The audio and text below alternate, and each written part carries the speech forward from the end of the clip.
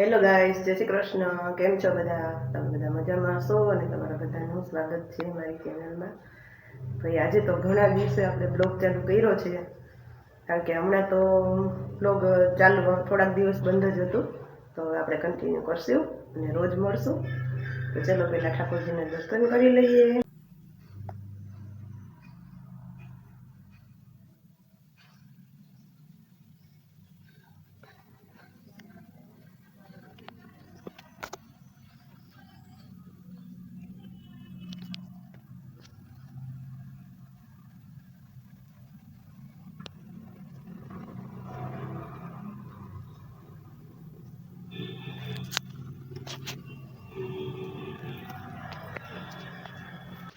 હા તો ગાઈસ, અહીંયા આપણે થોડી ક્રિએટિવિટી કરી છે, તમે જોઈ શકો છો.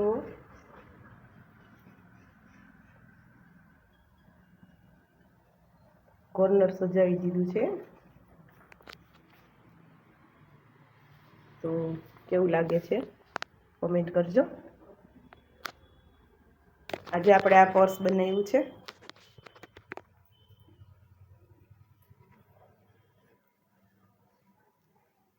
જોઈ શકો છો તમે. આની અંદર પણ એક પોકેટ બનાવ્યું છે. બહારની સાઈડ નથી બનાવ્યું, અંદરની સાઈડ બનાવ્યું છે.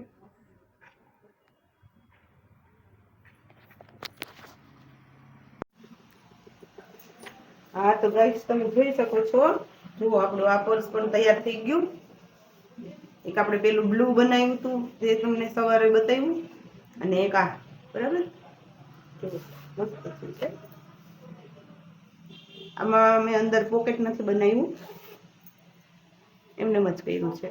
એટલે આની અંદર ફોન અને આપણું નાનું પર્સ હોય, નાનું પાકીટ હોય કે રૂમાલ હોય એવું રહી જાય. કેટલું મસ્ત બન્યું છે. જો કોઈને ઓર્ડર આપવો હોય તો તમે આપી શકો છો.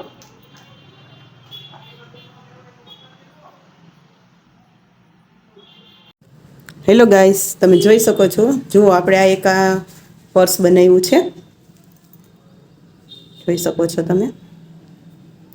આપણે આમાંથી જે વધ્યું હતું ને કાપડ, એમાંથી બનાવ્યું છે. આ કાલે બનાવ્યું હતું ને, તો એમાંથી આટલું પીસ વધ્યું હતું, એમાંથી આપણે આ પર્સ બનાવ્યું છે.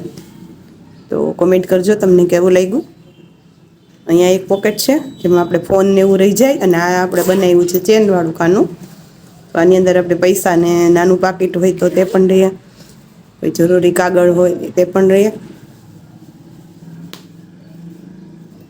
અને આમાં મેં આ લટકણ લગાડી દીધું છે ચેનમાં, રનરમાં. કોમેન્ટ કરજો તમને આ પર્સ કેવું લાગ્યું.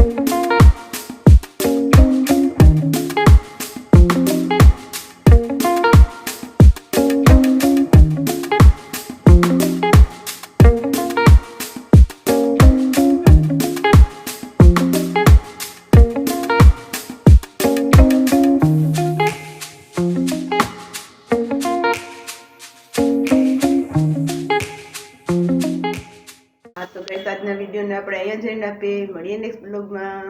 લાઈક કરજો, શેર કરજો અને સબસ્ક્રાઈબ કરી લો. જેણે સબસ્ક્રાઈબ નથી કર્યું તે બધા સબસ્ક્રાઈબ કરી લેજો, અને જેણે મારી ચેનલને સબસ્ક્રાઈબ કરી છે તે બધાને થેન્ક યુ. બાય બાય અને જય શ્રી કૃષ્ણ.